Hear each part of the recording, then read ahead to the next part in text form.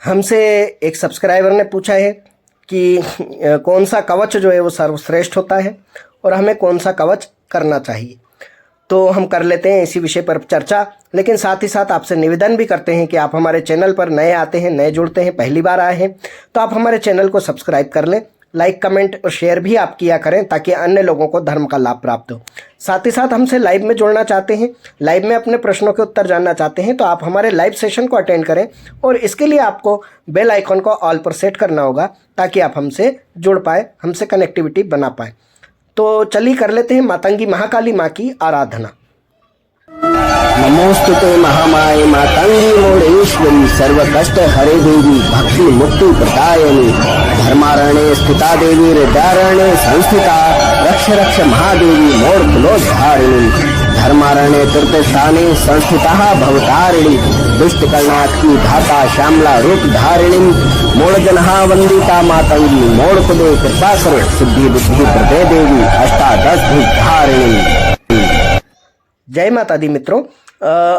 मैं आपको मित्र कहूँ, बच्चे कहूँ, भगत कहूँ, जो भी आपको मैं कहूँ, आपके लिए उपयुक्त जो संबोधन हो आप रख सकते हैं।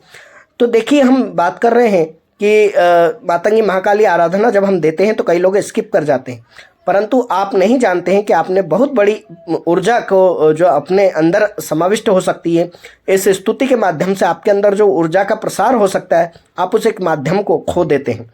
आपको यह स्तुति नित्य ही जब भी वीडियो आते हैं सुनना चाहिए। 40 सेकंड में आपका कुछ नहीं बिगड़ता है, बल्कि आपके अंदर एक असीम ऊर्जा का संचार होता है जब आप इसको सुनते हैं। खास तौर से जब आप इसको हेडफोन के जरिए सुनते हैं तो आपको इसकी ऊर्जा का विशेष अनुभव प्राप्त होगा। तो चलिए कर लेते हैं हम आज का टॉपिक पर चर्चा। देखिए, कौन सा कवच सर्वश्रेष्ठ है, यह जानने से पहले अन्य लोगों को यह भी जानना आवश्यक है कि कवच होता क्या है।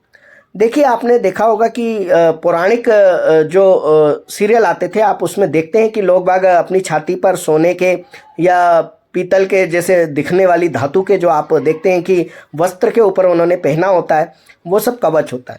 जो उनके हाथ में ढाल होती है वो भी रक्षा कवच होती है, जो आने वाले तीर तलवार, आने वाले शस्त्रों से, आने वाले शत्रुओं के प्रहार से आपकी रक्षा करती है।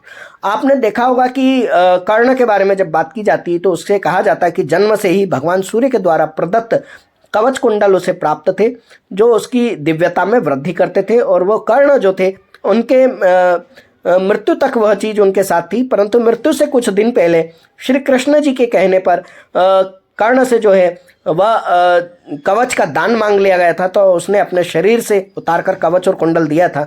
उसके बाद ही उसकी मृत्यु हुई थी। तो क्योंकि अब उनके पास रक्षा के लिए कोई कवच नहीं बचा था। तो यह तो प्राकट्य रूप से जो कवच होते हैं भौतिक कवच कहलाते हैं, दिव्य कवच कहलाते हैं, जैसे जो कर्ण के ऊपर थे। परंतु भगताई के मार्ग में, वैदिक पूजा पाठ के मार्ग में, जो भक्ति मार्ग में होते हैं, जो पूजा पाठ सेवा करते हैं, अपनी साधनाएं करते हैं, इन्हें भी अदृश्य शक्तियों से बचने के लिए उपाय करने होते हैं और उपाय स्वरूप कवच के पाठ करने होते हैं। उससे कवच जो होता है उनके शरीर की रक्षा करता है, उनके तप बल की रक्षा करता है। चूँकि अदृश्य होता है तो यह आपकी आत्मा तक की भी रक्षा करता है। आपकी सिद्धियों से प्राप्त जो बल होता है उसके चारों तरफ ये कवच के रूप में इसकी ऊर्जा स्थापित हो जाती है और आपकी ओरा, आपकी कुंडलिनी, आपकी शक्तियों की ये कवच के माध्यम से रक्षा होती है। तो अभी तो आपको ये पता चल गया कि कवच क्या होता है और उसका कार्य क्या होता है। तो देखिए, कई तरह के आप कवच करते हैं। दुर्गा कवच जो है सबसे ज़्यादा फेमस है, माना जाता है।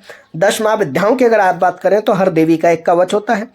और आप अगर बात करें भैरव, विष्णु, नारायण, शिव आदि आदि के, राम जी के राम रक्षा स्तोत्र है तो वह भी एक कवच ही है। और इस प्रकार के जितने भी दिए गए हैं पाठ, वे सभी कवच होते हैं। तो जहाँ देवियों की बात आती है तो संपूर्ण देवियों का जो एक ही पाठ में जो समावेश होता है वह होता है दुर्गा सप्तशती में वर्णित दुर्गा कवच। तो यह कवच जो है समस्त देवियों का इसमें समावेश है और समस्त देवीय शक्तियाँ इस एक कवच के पाठ से ही सिद्ध हो जाती हैं, जागृत हो जाती हैं और आपके शरीर की रक्षा करती हैं। तो जो भगवती के उपासक होते हैं, देवी उपासक होते हैं, वे सभी देवियों की कृपा प्राप्ति के लिए सप्तशती में वर्णित दुर्गा कवच का पाठ करते हैं, उसे जागृत करते हैं। नित्य सप्तशती पढ़ने वालों जो पूर्ण रूप से बृहद रूप से सप्तशती पढ़ते हैं, वो सप्तशती को विधि विधान से करते हैं। उसमें उसे शाप मुक्त करने के मंत्र दिए होते हैं और उसमें सिद्ध कुंजी का स्त्रोत आदि भी दिया होता है। इसके माध्यम से वे पहले सप्तशती को जागृत करते हैं और जब उस जागृत सप्तशती के साथ कवच का पाठ करते हैं तो नित्य एक पाठ करने से भी वह जागृत हो जाता है और सिद्ध हो जाता है। और जो मात्र भगवती के कवच को ही जागृत करना चाहते हैं, वे अन्य पाठ नहीं करना चाहते हैं, उन्हें भी एक विशेष विधियों के माध्यम से कवच को जागृत करना होता है। चूंकि हम अभी किसी को दीक्षा नहीं दे रहे हैं, इसके बारे में हम पूर्ण विस्तार पूर्वक यहाँ जानकारी नहीं देंगे कि किस प्रकार जागृत किया जाता है, क्योंकि इसके बारे में जानकारी देना ही इसकी जागृति की दीक्षा देना कहलाता है। चूंकि सप्तशती कोई छोटा मोटा ग्रंथ नहीं है जिसके बारे में हम बिना किसी बात के कोई जानकारी हर कहीं प्रस्तुत कर दे। चूंकि यह सिर्फ आपकी जानकारी के लिए बताया जा रहा है, तो जिसको इन चीज़ों की दीक्षा प्राप्त है वे इसको समझे और अगर कहीं त्रुटि कर रहे हो तो उसे सुधार सकते हैं। बस यह इसी जानकारी के लिए है। चूंकि सब्सक्राइबर ने भी पूछा है तो उसके मन के संशय को दूर करना भी हमारा कर्तव्य बनता है।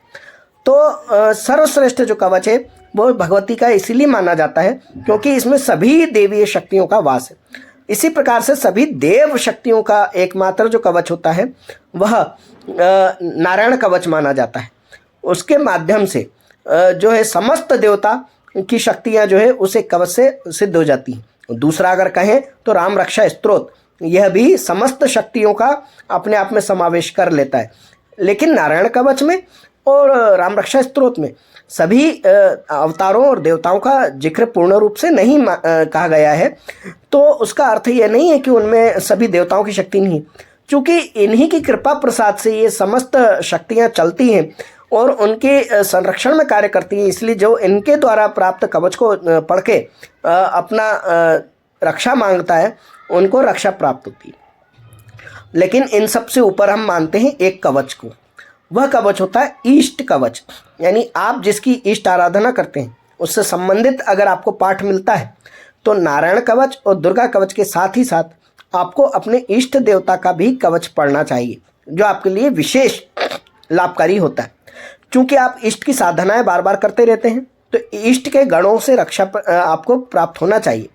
यानी कि आप श्री कृष्ण का इष्ट कर रहे हो तो आप नारायण कवच से काम चला सकते हैं, या कृष्ण कवच कहीं उपलब्ध हो तो आप उसको ले सकते हैं, और उसके साथ साथ आप भगवती की कृपा के लिए दुर्गा कवच को पढ़ सकते हैं। तो ये दो कवच आपके लिए अनिवार्य हो जाते हैं और इनकी कृपा से आपको आपके समस्त रक्षा प्राप्त होती है। अच्छा, ऐसा नहीं है कि आप दोनों कवच को सिद्ध करने बैठ जाएं।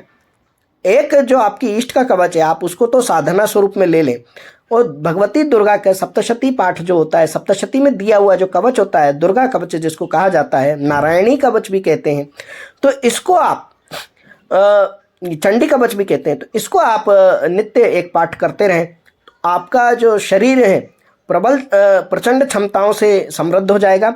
और इष्ट की कृपा प्राप्त करने के लिए इष्ट कवच जो आप सिद्धि और साधना के रूप में लेते हैं, उसके बाद आप अपनी इष्ट के मंत्रों का जाप प्रारंभ करते हैं, तो यकीन मानिए कि आपको इष्ट के गणों से कभी कोई भय नहीं होगा, उल्टे आपकी रक्षा होगी। क्योंकि इष्ट कहते ही उस देवताओं को है जो आपकी सदैव रक्षा के लिए तत्पर होते हैं, आपसे प्रसन्न होकर के आपके कल्याण के लिए आपके साथ चलने लगते हैं, आपके ऊपर कृपा बनाते हैं और वे ही आपके हर मनोरथ को पूर्ण करते हैं।